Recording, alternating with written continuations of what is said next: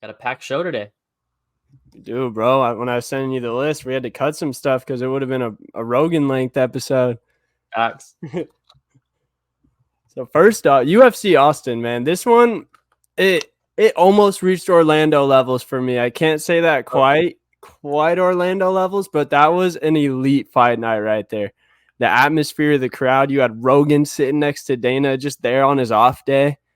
Had great fights, impactful fights in marquee divisions in the UFC. What kind of stood out to you the most, taken away from that card? I think there was a lot of guys that stood out. If we're talking about like fighters that stood out, obviously Arman Tsarukyan. I thought Jalen Turner had a big knockout. But if we're just talking about like stuff in general that stood out from the night, it's got to be the Bobby Green Jalen Turner stoppage. That was bad. One of the worst I've probably ever seen. You have the clip for us? Yeah, I'll play it for anybody that missed it. I don't even care to watch it again. I might look away.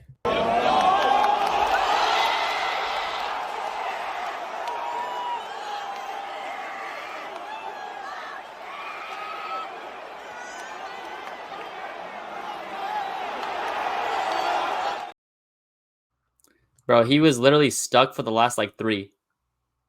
And even before that, 90% of times you see it get called when a fighter kind And of if you're like on your back, you're on your back. Yep. Yeah, that's. Do we have a name of that ref? He didn't look familiar. Yeah, I had it earlier.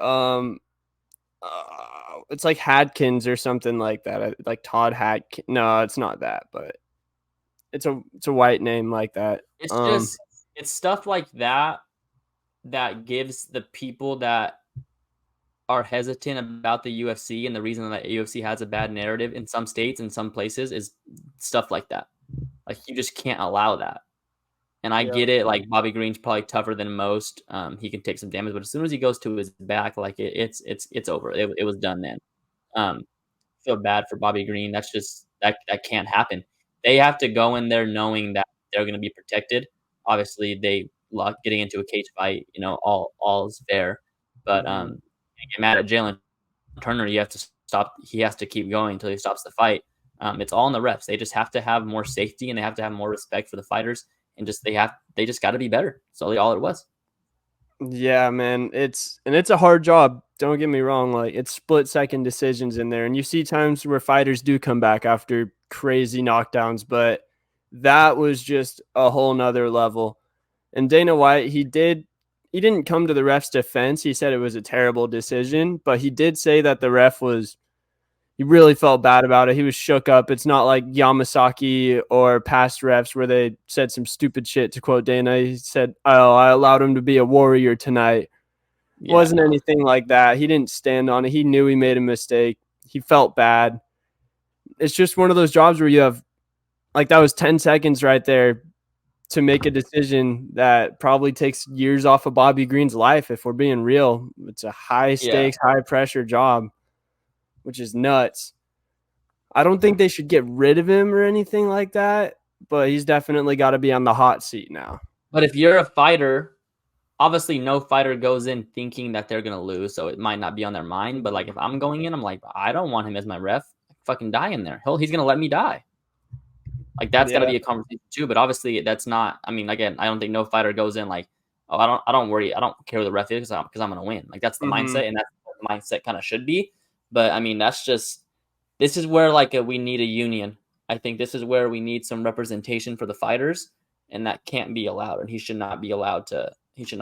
I mean, I don't know. Again, I don't want to say he shouldn't be allowed, but how many chances do you get? So he gets one more chance to fuck up someone's life. Yeah, that's a good way to put it right there. Damn. That's a tough one. You even look at, would you say that this compared to, I was going to compare it to like the Pat Barry Chet Congo thing, where Congo was getting wailed on for it seemed like almost this long and then somehow came back and won. There are times like that where it works in the fighter that's getting pummeled's favor, but this one was pretty unexcusable. I personally don't think you get rid of the guy just yet, but it's hard because, like you said, you just let him mess up someone else's life? Yeah. Fuck. got me thinking now. Sometimes I'm glad. Sometimes I wish I had to make those decisions. I was in that seat, high up in the UFC. But then there's other times where I don't I'm even happy think to that's. be I think it's the totally. commission's decision. It's not even the UFC's decision. So if he tries to apply to ref in Vegas, Mm, the Nevada commission could be like, nah. I mean, and the Texas commission can be like, yeah. It's just like yeah, how Aljo's cleared in some states and he's not cleared in other states to fight. dude, Um, it's so One thing I want to say crazy. is I don't want to take away the win from Jalen Turner of what he did. Hmm. Um, that's a huge win for him. Fighting Bobby Green on short notice. Bobby Green's definitely not a tough out. A little bit of weight issues again for Jalen Turner. Yeah, What's the situation here? Does he have to go to 70? dude. I mean, at some point, you can't just let him keep missing weight. So he did make weight, but it was He made it, was it yeah. after the time, or did he still barely make it He got like within the? he didn't make it first time they gave him extended time, then he made it to 56. I mean, if you're really trying to be a title guy, he really thinks he's able to get a whole nother pound off of that weight right there. I know it's short notice, so he didn't get his full build up for the weight cut. I think he'll probably get a pass on this one because of that reason that it was a week and a half or 2 weeks notice. But I'd say one more weight miss and he's probably got to move up. You saw with Paulo Costa, they had a little bit of leniency with him, I guess, but now he's got to Yeah. move up. And I just think Paulo Costa has a big draw. So that mhm, obviously, everyone wants to see Paulo Costa no matter what weight he's at. Um, yeah, Not saying Turner's not a big draw, but I think just no one really no one really takes Paulo seriously as like a contender. He's just like he's a big name fighter. So it's just kind of like whatever. true. Paulo's gonna miss weight, he's gonna miss weight. But Jalen Turner's actually trying to make a title run. So he definitely needs to figure that situation out. Yeah, and Turner's moved up to number 10 in the lightweight rankings, I believe now. Is right behind Hooker. I had a couple recommendations for Turner's next opponent.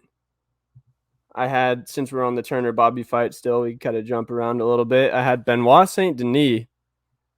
That Mm, would be a banger of a fight yeah, right there. I think you could even put that in as like a co-main yeah. for the diehards at least. Or another one I had was Moicano. Moicano was calling him out, said that they were allegedly scheduled to fight before this whole thing went down. Who knows how true that is? I think that would be a banger as well. And then this one, probably not, but I mean, maybe Beneil Dariush. They're kind of in that same tier now. Beneil dropped down to 7, Turner's up to 10. Usually you don't like to put a guy coming off a KO loss against a guy coming off a KO win. But it's my third option for a reason here. Yeah. Do you have anyone in mind for the Tarantula's next bout? Mm, I mean, we can just kind of get into lightweight rankings in general. With Arman Tsarukyan winning via knockout over Dariush in the first round, huge win for him. Mm-hmm. No one's booked in the lightweight division. Do you Crazy have the in the light? top Do you 15, have the huh? lightweight division? Do you have the lightweight rankings up? I could get it. I don't have the picture in here, but I can pull them up real quick. But I know that Saryukian is up to 4 now. I think he's only behind maybe Gaethje and Oliveira. Let's see. So Oliveira's 1, Gaethje 2, Poirier 3, Saryukian 4, and then Chandler 5, Gamrot 6, Beneil 7. Yeah, yeah. It's tough. No, it's an open slate right now. This Yeah. is what we this is what we live for. Anyone can go anywhere really. I like Saryukin as like a next title eliminator. I think he's a guy. Mm-hmm. I Yeah. have him for a guy. I think he definitely deserves a title eliminator. Maybe a Gaethje. My cousin had texted me Oliveira versus Saryukian for a title eliminator since Oliveira was supposed to have that title shot against Islam and he got hurt, so he missed Who's it. Islam gonna fight? The winner.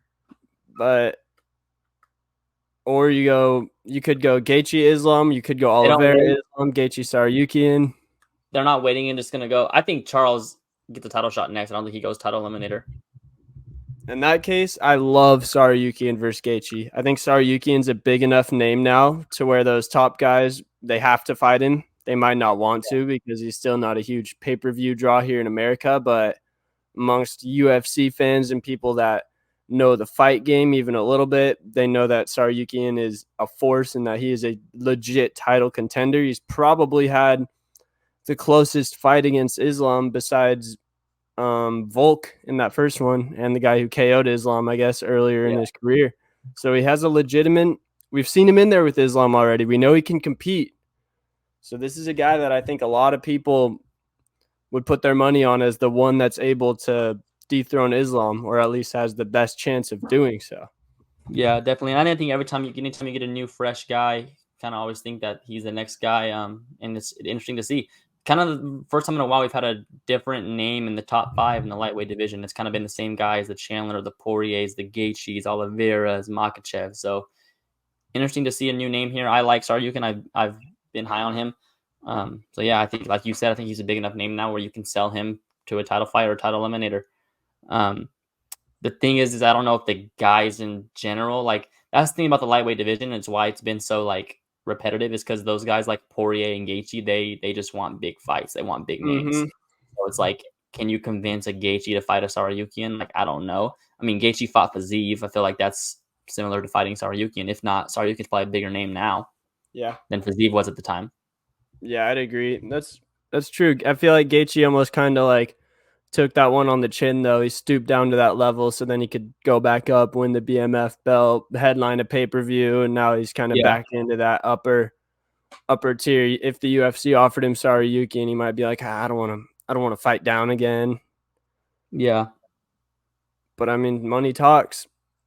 Yeah. At the end of the day, if they offer him a crazy contract to fight, I don't think he says no. Yeah, and he's a 2-fight-a-year guy. He's already stated. Yeah, interesting to see. Hopefully, like again, like I want new names in that lightweight division. Same guys kind of getting old. My guy, Davison Figueiredo. I was calling for him for a big fight at 35. He gets it done, unanimous decision over Rob Font. He's likely going to come in the 35 rankings, I'd imagine. Yeah, he's at 8 now. Yeah, he's at 8. Okay, cool. Yeah, so yeah, I mean, you know me. I've been trying to get him big fights at this division. Peter Yan? I've been hearing that one. That would be elite. I mean, Peter should be ready to go, right? I don't think he has anything booked at the moment. He had something that fell through, right? But yeah, I don't think he has anything booked right now. That would be a banger of a fight. And I mean, Figgy doesn't really have time to waste. Like you've said, he's what, 30, 35, 36 years old now. So yeah, it's now or never for him, especially in those smaller divisions. It's not like light heavyweight where you can make a title run at 40. Yeah. At least we haven't seen anyone do it yet. But I like that a lot, dude. That's a real test because if he beats Peter, he's a legit title contender. I think everyone else that's beaten him besides Merab has gotten the title shot right after. Yeah. I like that a lot. Dude, Figgy looked really good against Font. He didn't really look that much smaller either, in my opinion. Yeah, I mean, he was a big 25er, so he kind of just kind of like, I think against smaller 35ers, I don't think he's going to look small at 35. He just won't look as big as he did at 25. So I think, again, like he's kind of in the middle. He's like a 130. Yeah, I think he's fine at that division. I don't think the size is an issue. Hey, you could tell he's been working with Henry with that karate stance he had out there in the beginning of the fight. It seems like he kind of went away from it a tiny bit, but I was laughing at the beginning. He really looked like Henry. Yeah. Head bobbing in the little wannabe McGregor stance, I guess you could say. Another guy who I had in mind for Figgy is if Song Yadong is able to get it done against Chris Gutierrez this weekend. So right now, Song Yadong's ranked 7, Figgy's ranked 8. They'd be on a pretty similar timetable as well. So I think Peter Yan's a bigger fight for sure. I think the UFC would rather do it. The fans would rather see that. But if for some reason that's not possible, I would like to see a Song Yadong versus Figgy as well. And it's kind of like a win-win because if Song wins, then you get to rise him up in the rankings again. He's only 26 years old. And then if Figgy wins, you can give him a title eliminator or a top 5 fight after that. I like it. Couple names on this card that also stood out. Sean Brady, big win for him, submitting Kevin Gastelum. Big win for Sean Brady coming off his first loss. Dominant. Took about a year off, but it's a big response for him. A lot of guys that Mm-hmm. start undefeated like that, they take a first loss, they don't know how to recover from just losing because they've never lost. So big bounce back for Sean Brady. Like him, I like him at the welterweight division again. He's here to stay, hopefully. Misha Tate submission win. Cody Brundage big knockout. Yeah, slam knockout over the prospect that I was hyping up a little bit. Didn't quite, come to fruition. But Yeah. yeah, Zach Brees tried to put him in an armbar. Cody Brundage said, "What the fuck is jujitsu?" Picked him up, slammed him on his head, knocked him out. And it was back to back slam KOs. In the fight right before that, our guy shouts Timbo Shug, Jakar Close, did basically the same thing. Knocked somebody out with a slam when they were trying to get him in an armbar. Yeah. It has to be the first time in UFC history, right, that there's been Facts. back-to-back First slam back-to-back knockouts. slams, for Yeah, sure. First back-to-back slams. that would be a terrible way to get KO. Just one thing, one moment you have an armbar, the next moment you're getting slammed on your head. Just Yeah. seeing stars, punches raining down on you. I guess there isn't a good way to get knocked out, but Yeah. that one sounds bad. You mentioned it this week. Song Yadong versus Chris Gutierrez. We're back in the Apex. Song Yadong minus 400. Chris Gutierrez plus 300. I'm guessing you like Song Yadong here. I do. Based off my thing for Figgy, I definitely like Song Yadong here. I think he's a very, very well-rounded fighter. His grappling is underrated, and then everyone knows about his striking. He's only 26, and he's had 28 professional fights, so he has a lot of experience for his age. I think even though he has 7 losses on his record, he's young enough to where he still has a long time to rise back up to the top. So this is a guy that I have on my radar to be fighting in the top 5 or fighting for a title sometime in the next 5 years. I'm a big Song Yadong guy, definitely. Yeah, I What's like your Song Yadong. I like Song Yadong here too. Just younger. I think he's sharper. I think he's better. I think the line here is spot on. I think he just outclasses him. I think he just finds a way to get it done. I agree. Dude, Vegas has been good with the lines lately. I can't lie. I hate it when they are, but they've been hitting them on the head. Oh, one thing, speaking of Vegas, with the Jalen Turner Bobby Green, that fight did end at 2 minutes and 49 seconds. So some people are saying maybe a little over half a round action. And it's not like the ref could look at the clock every second of the fight. So he sees it's at 2:10. He's like, he sees Green get knocked down 10 seconds later, and he's like, "Oh, I gotta play this safe. Let it go a little bit longer." Yeah, I that's don't know. tough. I love my conspiracies. That's a crazy one, but hey, just throwing it out there. Yeah. I mean, yeah. Why not? Why can't? Why? I agree. Free You never speech, know. right? We're not in Canada.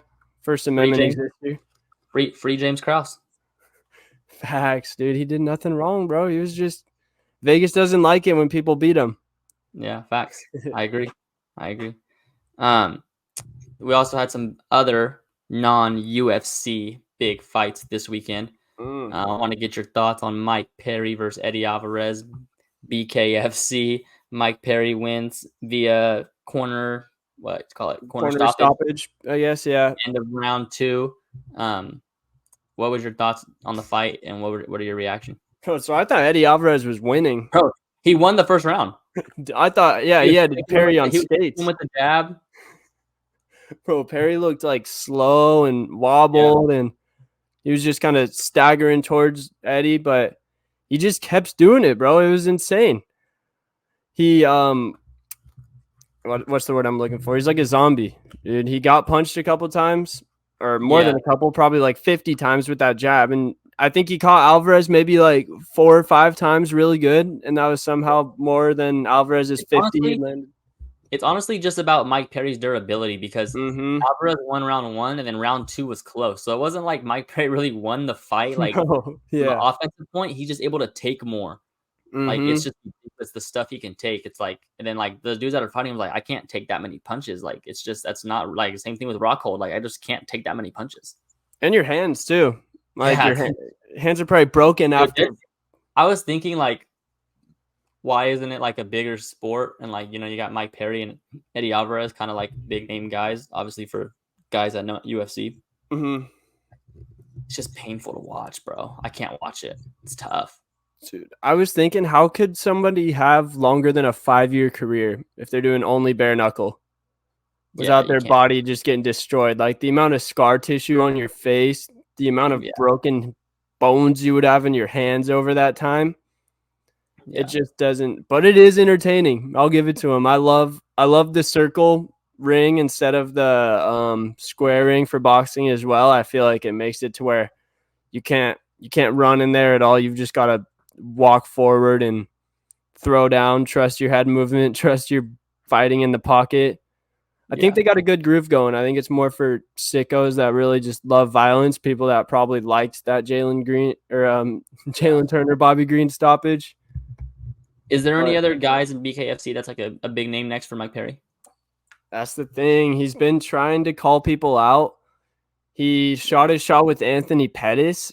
I don't know if Pettis has done bare knuckle before, but I think that would be something that's pretty marketable, big. Um, I think Perry versus Jake Paul in boxing. Obviously, Jake Paul is not going to do bare knuckle, but I Yeah, think that's something that a lot of people would get behind just because Perry is extremely marketable and he's been the still a backup pretty a good couple times, fighter. right? Yeah, I thought he was scarier than the real fight every time he was the backup. Yeah. Like Dennis versus Logan Paul, I think he was the backup for that. Um, That's a terrible change of opponents. If you think you're fighting Dylan why Dennis, and then you got to why fight Perry. can't he be successful in the UFC right now? I mean, he was decently successful. He was just another guy. He wasn't the guy in the UFC. He was still a guy that could go on a pay-per-view and be on the main card, but he's not going to be main eventing the pay-per-view like he is in BKFC.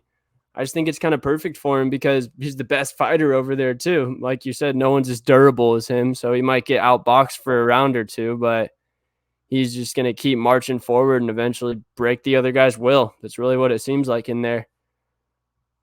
Bro, I Yeah, saw him. I saw him in this interview. He was messing with his nose because he has had this nose surgery, and he's literally just able to like push it into his face. And he's like, "No, I don't feel anything.